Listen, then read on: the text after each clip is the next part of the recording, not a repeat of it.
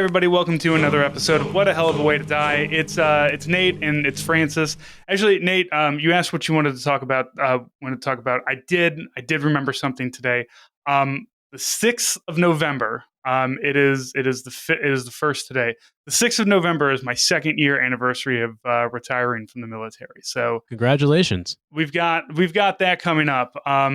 2 years of me being out of the Army and 3 years of me smoking weed every day. So you do the math on that one.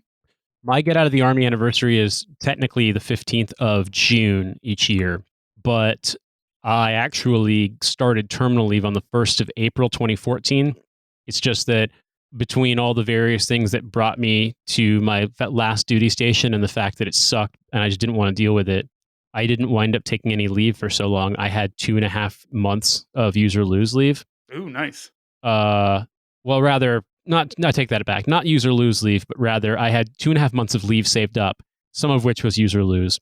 And I took it as terminal leave. And because this was completely coincidental, because I had gotten into university to grad school in New York City, I put my terminal leave address as my buddy's place in Brooklyn because I was going there to go check out schools I'd gotten into. And what I didn't realize was when you're on terminal leave, you get BAH for that zip code. Oh, nice. So I got 2.5 months of New York City BAH for single captain. So I was like, I guess I have money to travel around the world now. So I actually wound up spending 2.5 months mostly traveling. I went to Morocco, the Emirates, Korea for a bunch of it because I had been, I was dating a girl in Korea at the time. Indonesia, Nepal, Turkey. Here, out of the goodness of their heart, Nate, the government gives you money to live in New York City, and you go to Morocco. I can't believe you would do this to the American government. Well, it's funny too because I was still technically in the Army, so I used my ID card to get on post and buy shit, and I wound up pinging my for my ration amount because I bought too much liquor in the Class 6 store with my card. But they couldn't really do anything about it. What you gonna do? Call my commanding officer? Go fuck yourself. I'm out. You're gonna pull me? You're gonna find me in Seoul and hem me up? Yeah, fucking track me down in South Korea? No. Yeah.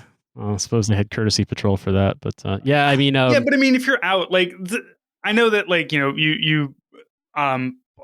for me, my retirement day is no, technically I am in the Army until I'm 59, I think, but as a retired reserve, which is just it's like a thing for benefits, I believe, everybody who gets to retirement, they're like, I'm out of the military.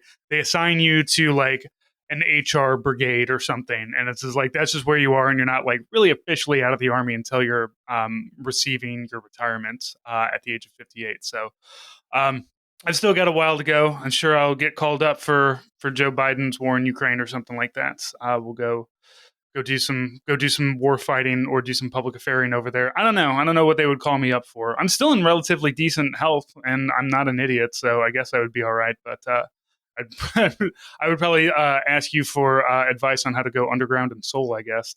My dad never got called up, which surprised me because he retired in 98 and he was 22 years active duty infantry. I don't know if it's because of the fact that because they wouldn't have mattered that he hadn't been a battalion commander. They would have found a use for him. I knew plenty of people who got called back, and in some cases they were guys who were non-combat arms MOSs and got called up, or branches rather. They were officers because, they were retired guys that got called up and forcibly deployed to Iraq. That's something that I don't know if a lot of people know about, was that there absolutely was a stealth draft for people who had gotten out of the military. People heard about stop lossing, and that's not something that people know. They know the term, but they don't know it very well, what it means. Stop lossing basically is when, if your date of getting out of the Army, if you were going to get out during your unit's deployment or up to 60 days before your unit's deployment date, they could stop loss you. And what that meant was, even though technically speaking your enlistment was up, they could keep you for the duration of that deployment. So let's say you're, at 1st Brigade, 10th Mountain or some shit, and it's your 1st Brigade is deploying in October, and your get out of the Army date is September 15th. That's only 2 weeks before the brigade deploys.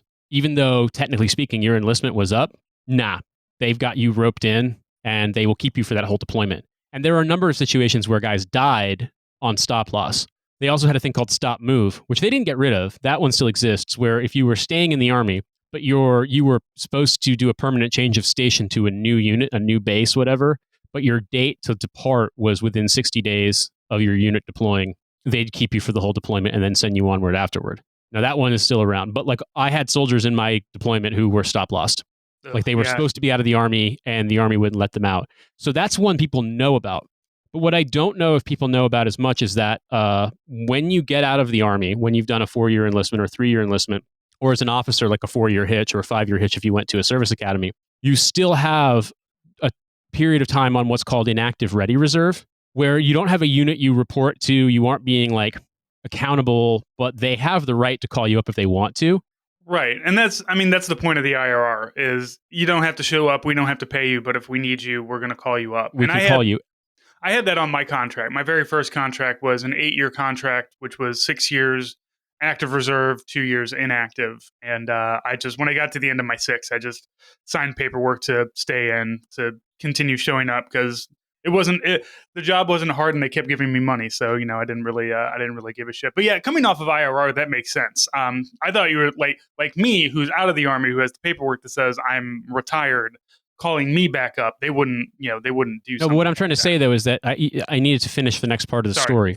Right. The first part is that in 2007, when I was at Fort Benning doing initial like infantry officer basic, there were formations of guys getting marched around who were IRR callbacks. They were, former enlisted soldiers, had gotten out of the Army, but they were still technically on IRR, and so they had been forcibly brought back into the Army because their enlistment contract had a certain number of years of IRR. So the Army was in rights to do that. And so they would get mustered, marched around by drill sergeants. They'd go through a thing called CONUS Replacement Center, and then they'd get shipped out to units that needed replacements. So if you did 4 years in the Army, say you enlisted in 2000 before 9/11, and you had 4 like years, like you had 4 years active duty. 9/11 happens, Afghanistan war starts, Iraq war starts. Maybe you deploy, maybe you don't. You get out in 2004. You're like, fucking woo! Thank God, I'm out of the Army. They can't deploy my ass. Then it's 2007. The surge happens. What do? They find you where the fuck you are, and they deploy your ass, and you can't say no. That was the thing I saw people who that happened to. But the point I was trying to make, secondly, was for officers. If you are retired as an officer, you are on not just IRR, but technically you have an indefinite callback at the sort of the discretion of the commander in chief or the secretary of defense or whatever.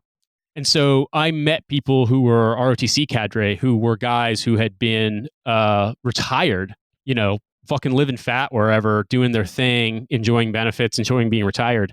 And then come 2006, 2007, when the surge happens in Iraq, they get forcibly reactivated. So even though they'd put in 20 plus years and they were notionally done, like the fine print says they can call you back if they want to. And that did happen to people during the Iraq War. Nate, I think that you and I have a good like kind of buddy comedy thing idea here. Like two guys out of the Army, and then they start a podcast, and then we both get drafted back into the military at the same time in the same unit, and then it's just you and me having to deal. Like how in Seinfeld it always like kind of interspersed like the show with the stand-up comedy. It would just intersperse the show of us having to be deployed to Atropia or whatever with like us doing a podcast together and just discussing shit. I got ideas, man. HBO, hit me up. We're cheap, I promise. I mean, I always made the joke that the most annoying but also funniest thing that could happen to me would be I say, fuck you, I don't have to come back, haha. You'll never take me alive, copper. You can't draft me back into the U.S. Army. But then Britain enters the war, and I wind up getting drafted into the British military. So I wind up not only being in the British military, but obviously they're not going to recognize my officer commission. So I have to be like an enlisted soldier and then subsequently an NCO in the British military. I mean, I have a mustache, so I suppose I'm already halfway there. But yeah, what do you need to be? What do you need to become an officer in the British military? I have no idea. I mean, I think you have to go through Sandhurst. I think that's the way it works. Okay. But I know you can do officer training course stuff at university, but I don't know if you can commission without having gone through Sandhurst. I really don't know. It feels like it's a transferable skill. I mean, being a military officer, especially if you're If I was an an American officer one. in a Commonwealth military, like in the Canadian or Australian military, then absolutely. But because the U.S. is not part of the Commonwealth, it's a little more complicated than that. I might be able to, but I strongly doubt it. And I wouldn't want. I mean, I wouldn't want to anyway, because the British military is like the U.S. Army have, with all of the money that gets dumped into it, stuff can be pretty threadbare and bare bones in terms of like what you actually get to work with. But it is the absolute lap of luxury compared to what you similar problem solving required situations in the British military. Yeah, So $800 billion gets you a lot of pricky nines, both the NCOs and the the no, they're pricky sevens, weren't they? I'm sorry, I yeah, fucked that joke up. do you want to hear just for the benefit of the listeners? Do you want to hear the joke Francis was actually making? Yeah, go ahead, drop it properly because it's very early. I'm on. In around the Vietnam era, and I used these radios in training when I was a cadet. You had these fucking big, bulky ass FM radios that were called an ANPRC 77 or Prick 77 for short. AN is Army Navy. I don't know what PRC stands for, but I presume something to do with radio. And that was the model. So if you've ever used what you call an Alice pack, the big, like olive drab green metal framed rucksacks that were pretty standard until like 06, 07. Alice packs have that big flap inside. Like you open the main compartment, but then you've got the front, like this kind of like pouch hanging in the main compartment. That's the radio flap, and that's big enough to fit a Prick 77 and batteries. So like when I went to cadet camp, they had us trooping around with M16A1s and what's it called? Prick 77. So we had like the real classic equipment. And the joke is when you get a new private or you get a new lieutenant, you're like, how about you fucking like you come up with an idea of telling them to go run an errand that's going to, basically make them look stupid and probably get them yelled at. And so you tell the private, you tell the lieutenant, hey, go down to the commo shop and ask the commo NCO for a Prick E7. Which the joke here is that an E7 is the grade for a sergeant first class. So it's like basically a shithead E7. Another famous one is because when we do land navigation, a map is broken down into grids of 1 kilometer squares. And so you look on the map and you've got, whatever that map sheet is, because like they're a whole like geographic region will be broken down into like maps with a certain like designator. And that's the sheet that you've got is that grouping of, I think, like 100 by 100, I can't remember, grid squares on the map. So like when soldiers are training, junior soldiers are training, like, they hear about like your grid and your grid square and stuff like that. But the idea, it may not make sense that that's just like talking about where you are on the map. And so another thing is to send soldiers down to the supply shop, like, see if they get you a box of grid squares. Because and just like Chem light batteries, chem light batteries. What's the other one? Headlight fluid. Headlight fluid. Yep. Getting an exhaust sample with the trash bag. A lot of ways to fuck with lieutenants in the military. It's very there's not a lot of outlet that you have. So like making a lieutenant or a private like look what's and the feel one? bad. What's the one? The go down to range control and get the keys to the drop zone. Yeah, keys to the drop zone. Now that's actually the funny thing is that we actually had drop zone keys because you have keys to the traffic barriers that would stop vehicles from getting onto it. Yeah, so there is actually keys to the drop zone. Yeah, it's just you can also like drive around the thing if you're in a tactical vehicle. Maybe at Fryer DZ at Fort Richardson, Alaska, you could not. And one time I tried to go take pictures because my company commander wanted me to get pictures of the company jumping, and I wasn't on that manifest. And not only could I not find my way in, and I wasn't allowed in a non-tactical vehicle past the checkpoint, I just wanted to get close so I could take pictures. It was in the middle of a snowstorm, and I wound up getting my fucking truck stuck. And it was really far out, and it was February, and it was dumping snow. And I was like, it was like a 7-mile walk back to post. And I was just like, God, I'm so fucked right now because I only have my duty uniform and my regular light coat. However, it is not easy to rock a truck back and forth, rocking it out of the snow when your truck has a manual transmission. And you have to rock first, then all the way down to reverse, which is like in the 6th gear position, and all the way back up to first. But it can be done. And I did. and I managed to get that truck out. And I was like, I will not fucking break this entire drive home. I am fucking going. I am not getting stuck again. And did manage to get out of it. But Jesus Christ, that was scary as hell. And that all stems from me not having the drop zone keys. You should have called PAO. That's what. Also, my commander's chalk got scratched. That doesn't mean anything to listeners. My commander, basically, a couple of jumps did happen, but the weather was so bad they called off the rest of the jump. So the chalk, the series, the plane or the series of planes in like one rotation from the airfield to the drop zone and back that my commander was on, they didn't jump that day. So even if I had gone full fucking Balto and snowshoed and sled dogged my way onto that goddamn drop zone with my camera, I wouldn't actually have gotten pictures of my company commander jumping. So imagine you like frozen in underneath the in the drop zone like Jack Nicklaus at the end of The Shining, but with a camera in front of you.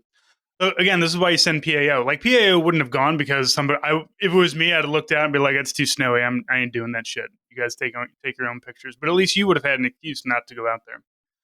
Nate, all this discussing about Alice packs and shit like that is making my back hurt. So let's change the subject. Sure, fair enough. So last time we talked, I introduced you to Kids Bop. So this. You didn't introduce me to the concept of Kids Bop. I've known about Kids Bop for 20 years. I've just never listened to it. I made it a point to never listen to it. Sure, you were aware, but it never actually came up on your Spotify list, which I understand. You are an adult man without children, so it makes sense. However, I've discovered a new circle of hell, musical hell that exists. Something that I knew existed, but I didn't know how deep the lore went. This week, I dropped my wife and kid off at the airport yesterday. They got on an airplane. They flew to Florida. They're going to be down there for a week for a vacation. I am staying at home. I got work to do on the house and everything. But while we were driving to the airport, we're listening to we're listening to the XM Sirius XM Kids Place Live, which normally I love this channel. It's got really great music on it that is family oriented and everything. Very diverse music, all kinds of stuff. However, this morning I was listening to a rendition of the Simon and Garfunkle song "Cecilia." You're aware of the song, I assume. I'm well aware of. Yeah, it's a great song. It's a bop. Like it is. If you're listening and you don't know Cecilia by Simon, how do you do the lyrics versus making love in the afternoon? That's a little weird to have tweens singing that. Oh, don't worry, we're gonna get there. Because yes, the entirety of this song is It's about fucking. Here's a girl that I like to fuck, but she likes to fuck everybody else too. The main lyric in it is making love in the afternoon to Cecilia up in my bedroom. I get up to wash my face. When I get back to bed, someone's taken my place. Yes. So it is about kind of being cucked, but it's a very catchy tune. It's a great song otherwise, and also it's just funny to imagine this. Now, the rendition I heard this of was sung by the Minions. I don't. Hopefully, I don't need to explain the Minions to you, but if I do, I have seen Despicable Me. I know who the Minions are. I mean, for the general audience, they are the little yellow creatures obsessed with the one-eyed little creatures that Felonious Grew gets to do all of his work. Yeah, all of the racist memes with little yellow dudes that you see that are really that are like Nate face pixelated. Like JPEGs that have been shared around that much of Minions with Confederate flags. Yeah, exactly. Minions with a Union Jack smiling and it says, "Sheriff, we should machine gun the refugee boats." Which, to be fair, Minions were supposed to be like the assistants of the most evil people on the planet, so it makes sense that they'd be, in the British military machine gunning immigrants in boats. It just kind of follows along. But, I've known... I've heard the Minions do YMCA. I've heard the Minions do, just like popular songs that, the YMCA song by Village People. It's a catchy whatever. It makes sense that they would do that for that. But Cecilia by Simon and Garfunkle as sung by the Minions. And that's how they get around the making love in the afternoon. If you can't massage the lyrics well enough for Kids Bop, I imagine they just kick it over to the Minions guys to just be like, So look, what did the minions sing? it's gibberish. It's just all gibberish. There's like occasion, Oh, yeah, there's occasional like it's the Minions is like if you listened to like you there's you remember that song and it's hard for me to remember, but somebody was like, if I make a song that just sounds like it's an American pop song, even if it's just gibberish, it it's an sounds like American. Italian Yeah, TV show from the 70s. Yeah. right. So it's kind of along the same thing. It's just like it's gibberish. Maybe there's an actual language basis to it. I don't know. The YMCA song did not sound like it. When they do the YMCA, it sounds more like they're doing phrases rather than letters. But I'm not a language expert. I'm not a linguist, so I can't really give you the full background of like what's going on with the Minion language. But yeah, it is just a bunch of sounds and things like that that are being done in the tune of Cecilia. And it fucked me up a little bit. I'm not gonna lie. Like, There was a game, like a iOS version of Civilization called Civilization Revolutions, I think is what it was called. So Sid Meier's Civilization, but like more or less they bought the franchise, but it doesn't really have much in common with the games that you play on desktop, except like the same concept, but like very, very different gameplay. And in the first version of Civ Rev, all of the advisors, etc., spoke gibberish. And so the thing was is that like if you had the sound turned off on the game, if you had the music turned down for or music off, you might forget that you still had vocalizations turned on. So I can remember being on a plane one time and trying to play that, and then it's just making these fucking gibberish noises. And like real Civilization heads know exactly the noises I'm talking about, but it's like tum da doom da hey bo halibaboo, and it's just like, what the fuck does that mean? It's kind of like the noises people make in Age of Empires. Remember, have you ever played Age of Empires? I was never the only RTS kind of stuff that I got into was Red Alert, and beyond that, I don't have the patience for it. Ayo, ayo, Yeah. that's like the priest. I can't remember if it's a priest or something like that makes this noise. But like I haven't played that game in more than 20 years. And I still remember those fucking annoying noises. Just like StarCraft, where the guy's like, job's finished, jacked up and good to go. Need more Like thespian gas. I just yeah, it's amazing how that stuff, like I can't remember very important things as regards like business that provides my livelihood, but I can remember the funny noises that video games made in the 90s. So yeah, I guess I get it. You know what? Your daughter will grow up and think that the Minions sung YMCA in Minionese. And there's so many things that they've covered, not fully, but they've done like Eruption by Van Halen. Let's see, we have I Swear, which is a real fucking 90s playlist right there. The theme from the Monkees, Born to Be Alive, Goodbye to Love, Turn Up the Sunshine. Like they really like, I mean, you have our generation, it was Weird Al, who was just like at least making up new lyrics and putting an accordion in it and making it fun. I don't really understand the appeal to this, but also I'm not 7, so I don't really get it. But I highly recommend not looking up Cecilia by the Minions and instead just listening to Cecilia by Simon and Garfunkel and enjoying, a weird 60s cuckold fantasy song, I guess. It's weird because it's like there are so many songs that are fun songs that you would play. Like they're kind of mainstays of pop music songwriting, but the lyrics, like it's a little bit weird to have kids singing along to them. I write sins not Yeah, the I write sins not tragedies, like which is one of the most recent ones that I just like, this is a really good song, but as soon as you listen to the lyrics, it's about shut the door so I don't see you cheating on your wife, kind of like and that's who's that? That's not Fall Out Boy, that's fuck, somebody's gonna yell at me. Is it My Um Chemical Romance? no, it's along that Panic at the Disco, that's it. Okay, yeah.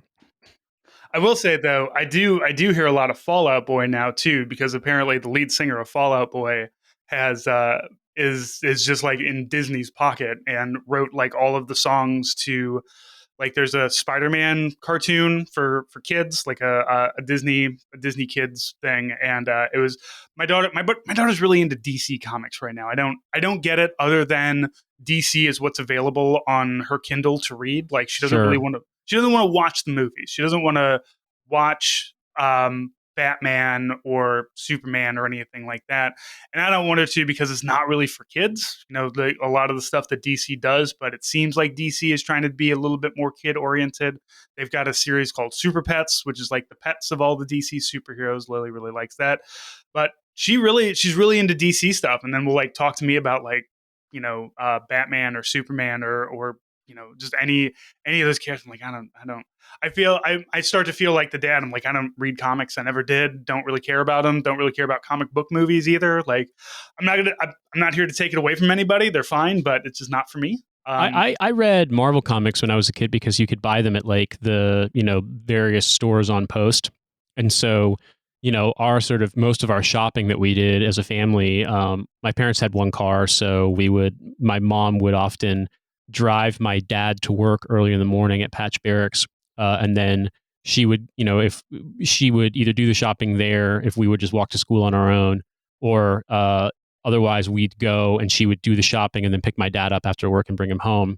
And so that was like a thing I could look forward to when we'd go to Patch Barracks. Was like I could pick up like an Amazing Spider-Man or Spectacular Spider-Man or Spider-Man or any of those ones that are out there. I think Spider-Man was the franchise that I read the most of. But then when we moved back to America, like we could go to regular stores because we had a grocery store in our town in Germany, and we'd go there pretty regularly. But like back in those days, back in the There Be Dragons fucking era of the early 90s, you couldn't really use credit cards in most places. And if you did, like you would absolutely be doing it for like a major purchase and not for like everyday things. And so the thing that made shopping this grocery store was called the Pfannkuchen, which literally means pancake. I have no idea if that brand is or franchise is still around in Germany, but there was a Pfannkuchen in our town. But like my mom had to have Deutschmarks in cash to go shopping there. And so it was just way, way easier because she could pay with a check at the commissary and is in dollars, and she didn't have to worry about getting money taken out, and converted to Deutschmarks.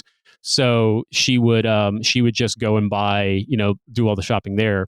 And so like once we got back to America, like it wasn't really that big. We didn't have to go to the commissary anymore. I mean, we could, but the commissary in New Mexico was at the Air Force Base in Albuquerque. And that was like easily an hour and 15-minute drive one way from Santa Fe, like where we lived in Santa Fe. So we stopped going to it. And like I was more into video games at that point anyway. But I can recall, like I know a lot about like the Spider-Man lore from reading. So like the whole like era of like Venom and Carnage, I know that really, really well because Venom had been around because like they did like an updated early 80s Spider-Man reboot, like Spider-Man suit, and it hadn't been popular. And so like the fans didn't like it. And so the way they worked it into the plot was that like the suit turned out to be haunted. And then, Peter Parker had to get rid of it. But the suit then, took on like takes on a life of its own. Takes on a life of his own, and it finds like an evil. I can't remember the guy who is Venom, but like it then becomes Spider-Man's nemesis. But then like the same process repeats itself for a guy named Carnage, and it's like Spider-Man and Venom have to fight Carnage because Carnage is so insane and just loves killing people in a way that even Venom can't tolerate. Even And Venom's so like, this is fucked up, guys. this is so fucked up. So we have to fight it because that was really in the era of like when Seth MacFarlane was doing writing and art for this stuff, or like I can't remember if he was the creator, he was the artist, but basically he was involved in the story. And like I think there, in a way, that kind of gets looked at. I mean, I'm not an expert on comics lore, and if I were, I would ask someone to euthanize me. But I feel like there's a degree to which like that is looked back upon as being kind of like nihilistic in the storytelling. But basically, like even as an 8-year-old, you got the point that like Venom was bad and he hated Spider-Man, but Carnage was even worse. Mm-hmm. And so like, there was all this sort of drama around it. But I mean, I guess in a way, like it probably influenced, my conception of storytelling and that kind of stuff. And I mean, I'm sure my parents were just like, it has words and he has to read them. So they didn't care. Yeah, I don't like. Lily has access to. She has a Kindle Paperwhite, so it's a tablet, but you can only read books on it. and then a subscription to Amazon Kids, which gives her like thousands of books to read. And then also you can use Libby, which is like a library app, so you can check books out from the library and read it. So constantly, just she's always reading. Like that's her thing. Like if she needs to calm down, she sits down with her Kindle or sits down with the book and reads, and then she chills out. My When I was younger, my brother had a collection of comics that I stumbled across. And my brother's much older than me. He's 17 years older than me. So when I was discovering his cache of comic books, he was in his mid to late 20s and was just like, yeah, go ahead, you can have them, it doesn't matter. But it was basically just like a cardboard box filled with Archie comics and Richie Rich comics, and a couple of like the Spider-Man stuff that I read was Spider-Man digests, where they would reprint a lot of the old comics, but like in a book form. So you would have like 3 or 4 comics in one book, but they're also very small. Like they weren't the size of a comic book itself. So it was like taking it and shrinking it down. But that's where I, learned about, Uncle Ben dying, and sorry, spoiler alert. And Vulture was like his first enemy, and all the other, a lot of the other characters, Doctor Octopus and things like that.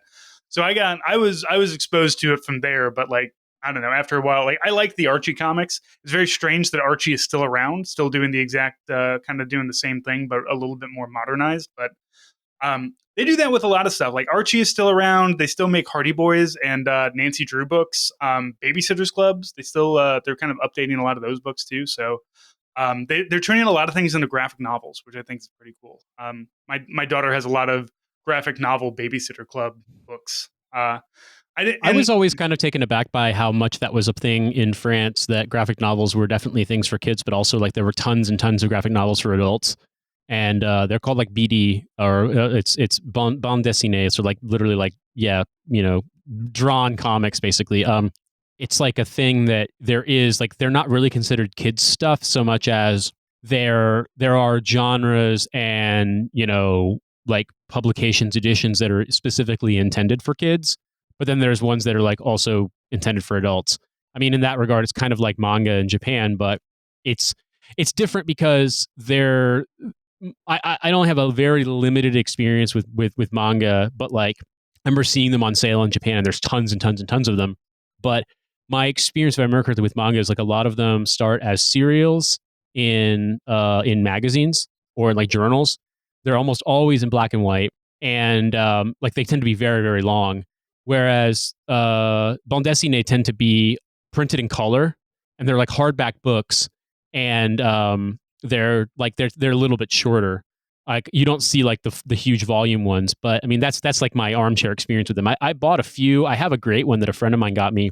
That's actually, it's not color. It's black and white, but it's a 4-part bande dessinée about the history of the Paris Commune, and it's fucking great. Like Yeah. what I know about the Paris Commune is in so many ways influenced by this. I don't know if it's been translated. The French title is La Cri du Peuple, so like the cry of the people, or the people's cry, which, if I remember correctly, was like the name of a journal that was or like a newspaper zine that was being circulated in the commune. But it's like pretty much the full story of the commune, but from a very pro-commune perspective. So it's cool. Like it's actually really sick, and I like the idea of people realizing that there are so many more ways of visual storytelling that can appeal to people of all ages, and that like it's cool for kids to get into reading and then like be able to have stuff kind of scale up to like, as they get older and like their tastes mature and stuff like that, to have things kind of like at every echelon. I actually think that's awesome. Like I don't necessarily think it's a good graphic novel, but to give you an example of a graphic novel where it's like so incredibly thorough and well researched is, if you're familiar with the graphic novel From Hell, which was what got made into the movie with Johnny Depp, now extremely problematic, probably always problematic, Johnny Depp. It was a Hughes Brothers movie, but it was Alan Moore and Eddie Campbell did. It was a serialized one, I think, for like 4 or 5 years they ran it. And then it got published like in a big compendium. It's all about Jack the Ripper and like, Victorian London. Oh, that's right. I remember that movie. But holy shit, the book is fucking thorough. Like the series is very, very thorough. And so it's like this, incredible like PhD manuscript degree of research level of like intensity to this story. And like it's awesome. And like as a novel, as a written novel, that would be great. But as a graphic novel, like it's just nuts because on one hand you can read it so much faster, and on the other hand, it's I mean, and this is as someone I've written novel length manuscripts before. It's so much more work. It's genuinely so much more work. Like I've done writing, not on the level that most people have, but writing for me is simple. Writing, but also adding a visual medium to it to also help project the story. That's got to be really difficult, especially since I can't draw. But I think that I really hope and wish one day maybe that this graphic novelization of things kind of becomes more popular in America, because I feel like more people would read and know things if they were pictures to it, which is like kind of sounds insulting. Just like, oh, Americans need pictures with their books to be interested in it, but like sometimes it's like I did not truly understand what the fuck was happening in Lord of the Rings, the books, until I watched the movies. And then I watched the movies and I'm like, okay, I can visualize this now. I can see what the fuck he's going. I mean, the whole Sauron Saruman thing, I mean, Tolkien should have been slapped just for that in general itself. So sometimes a visual medium helps to translate and convey a story a little bit better, So let's I'm all about it. I want to have more of that. I know manga is huge in the libraries here. Like, there's always a big manga section for the kids, and there's always like, the thing about manga is that like it really is there is something for every age group. I remember when my brother, because my brother lived in Japan for like 10 years uninterrupted from 2006 to 2016, but he had also lived there for a year in 03, 04, and would go back periodically before he moved there permanently. He's lived in America since 2016, but he would tell me about some of the stuff that was like geared towards adults and not like adult like sexual manga like hentai stuff. Obviously there's tons and tons of that, but he said one of the most popular series when he was living in Japan was basically like a manga about this guy who's like the world's greatest doctor. And it's like House MD style story, but like about this guy who's a doctor. And like it was geared towards adults and very, very popular with adults. And like it's not like Japan doesn't have, a culture of written stuff. I mean, there's tons and tons of Japanese novelists. There's, Japanese novelists who have been, translated and been very, very successful in the English speaking world or in the West. The one that comes to mind, I think, in terms of just like what you would describe as kind of like literary significance associated with him is Yukio Mishima, who's a very interesting guy. Joe's talked about him on Lions Led by Donkeys because Mishima was a guy who really he became an insane right-wing reactionary and wanted to reinstate the emperor and tried to instigate a military coup in 1970 and basically got laughed at, and he wound up committing seppuku. So, eviscerating himself and having someone cut his head off. But he had this whole kind of like paramilitary youth wing that was very, very, very not subtly homoerotic, and he was absolutely a gay man. And it was just, he's a very, very strange guy. But like his writing, he was a very prolific writer. He has, this whole tetralogy called, it's referred to as the Sea of Fertility, but it's a series of 4 novels. But he's got like 20 something novels. There's one highly autobiographical novel called Confessions of a Mask that is pretty widely regarded and was published quite widely in the West. But like Mishima is like a big figure, and he was a modern writer. He was writing in the 20th century, but it's not like that culture doesn't exist. It's just that a lot of what's popular, what's sold, what's consumed in Japan is effectively comics. But it's just you have to kind of reevaluate comics as this like inherently juvenile thing, because it's not. And I think I agree with you. I think visual storytelling can be really. Have you ever heard of a guy named Chris Ware? it's He's done a ton of covers for The New Yorker. He's an American comic artist. A lot of people know him for his comic, the cover illustrations. But he has this book that I strongly, strongly, strongly recommend if you can find a copy of it. It's called Jimmy Corrigan, and it's basically about, the best way I could describe it is Jimmy Corrigan is a story of partially of a very, very unhappy man who is living, on his own in Illinois in the modern day. So this would have come out, I think, in the late 90s, early 2000s, who has discovered his father is terminally ill, and his father reveals to him that he has a half sister who's black, and they meet at the in the hospice care, and he has to kind of like get to know this person who's also a woman in her 40s at this point, and their lives are incredibly different, and like he's kind of just not a very social person, not a very easy person who's able to relate to people very well. But it also, in a parallel track, traces the story of what I believe is his great grandfather as a small child in Chicago around the turn of the century at the time of, I think it's the Columbian Exposition, but it might have been the World's Fair, something like that. And so it's kind of like retracing his great grandfather's incredibly abusive relationship with his father at this completely different time, while in parallel also talking about this guy's relationship with his father who's dying and who has kept these secrets from him.